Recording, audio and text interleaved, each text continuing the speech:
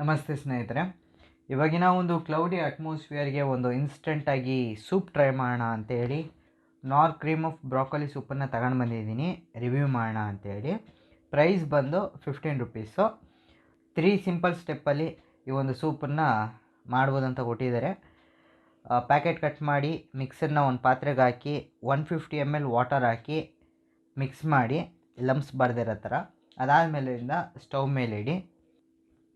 ಒಂದು 3 minutes lumps ಬರ್ದಿರೋ ಥರ ಈ ಥರ ಮಿಕ್ಸ್ ಮಾಡ್ತಾ ಕುಕ್ ಮಾಡ್ಕೊಳ್ಳಿ. ಗಾರ್ನಿಷ್ಗೆ ಇವಾಗ ನಾನು ಸ್ವಲ್ಪ ಚಾಪ್ ಮಾಡಿರೋ ಸ್ಪ್ರಿಂಗ್ ಆನಿಯನ್ ಹಾಕಿದ್ದೀನಿ.